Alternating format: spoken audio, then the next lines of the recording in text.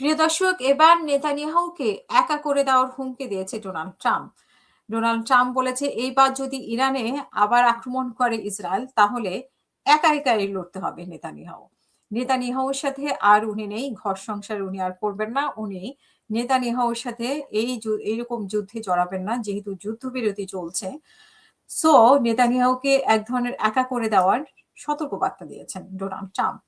মার্কিন president Donald Trump ইসরায়েলের প্রধানমন্ত্রী নেতানিয়াহুকে স্পষ্ট ভাষায় সতর্ক করে বলেছেন যে ইরান ও হিজবুল্লাহর সঙ্গে পুনরায় পূর্ণাঙ্গ যুদ্ধ শুরু করলে ইসরায়েলকে হয়তোবা সম্পূর্ণ একাই লড়াই করতে হতে পারে। গত এপ্রিল মাসে যুদ্ধবিরতির কার্যকর হওয়ার পর দুই দেশের মধ্যে ঘটে যাওয়া সবচেয়ে ভয়াবহ সামরিক উত্তেজনার অবসান ঘটার পর তিনি এই মন্তব্য করেন।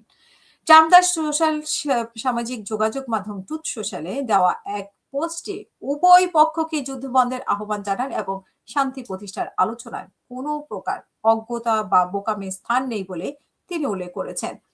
এক বিশেষ সাক্ষাৎকারে ট্রাম্প মার্কিন ইসরায়েল সম্পর্কে সম্ভাব্য টানাপোড়েনের ইঙ্গিত দিয়ে বলেন যে আমি বিবেকে বলেছি যে তোমরা আরো সতর্ক হও এবং তোমাদের আরো সতর্ক হওয়া উচিত, তা না হলে খুব শীঘ্রই তোমাকে একা হয়ে যেতে হবে।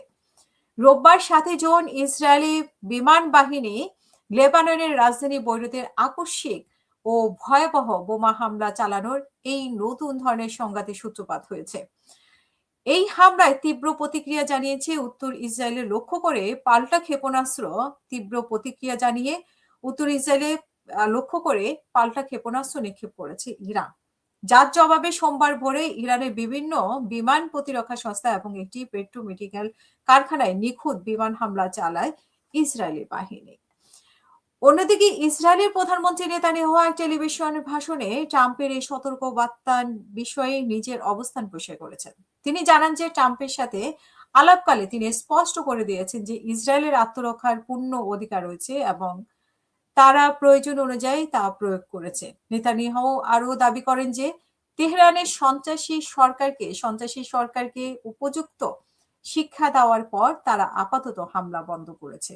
তবে ইরান পুনরায় আক্রমণ করার ভুল করলে ইসরায়েল পূর্ণ শক্তি দিয়ে জবাব দেবে, এমনটাই হুঁশিয়ারি দিয়েছে। এবং ওয়াশিংটনে নিযুক্ত ইসরায়েলের রাষ্ট্রদূত লেইটার অবশ্য দুই দেশের শীর্ষ নেতাদের মধ্যকার এই উত্তেজনাকে খুব একটা গুরুত্ব দিতে রাজি নন। তিনি ফক্স নিউজকে এক সাক্ষাৎকারে ট্রাম্প ও নেতানিয়াহুর মধ্যকার এই বাক্য বিনিময়কে তিনি দীর্ঘ বন্ধুত্বের মাঝে একটি সামরিক উত্তপ্ত আলোচনা হিসেবে অভিহিত করেছেন।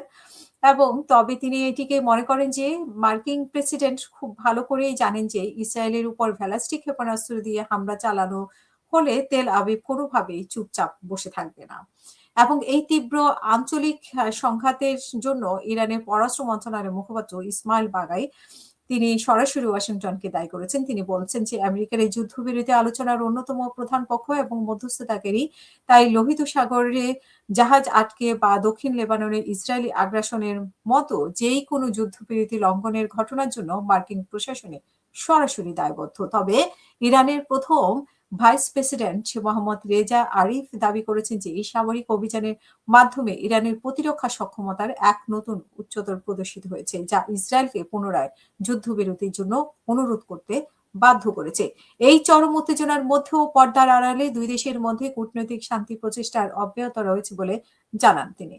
ইরানের প্রেসিডেন্ট মাসুদ পেজেশকিয়ান জানিয়েছে যে তেহরানে এখনো আলোচনা টেবিলে রয়েছে এবং জাতিসংঘে নিযুক্ত ইরানের রাষ্ট্রদূত আমির সাইদ ইরাভানি নিশ্চিত করেছেন যে পাকিস্তানের মধ্যস্থতায় ওয়াশিংটন ও তেহরানের নিয়মিত বার্তা বিনিময় হচ্ছে এবং পাকিস্তানের প্রধানমন্ত্রী শেহবাজ শরীফও একটি শান্তিপূর্ণ কূটনৈতিক সমাধানের জন্য সব পক্ষকে সর্বোচ্চ সংযম প্রদর্শনের আহ্বান জানিয়েছেন। এই সংঘাতের রেশ ধরে ইয়েমেনের হুতি বিদ্রোহীরাও সোমবার সকালে লোহিত সাগরে ইসরায়েলি বাণিজ্যিক জাহাজ চলাচল সম্পূর্ণ নিষিদ্ধ ঘোষণা করে হামলা চালিয়েছে, যা ইসরায়েলি বাহিনী আকাশেই ধ্বংস করে দেয়।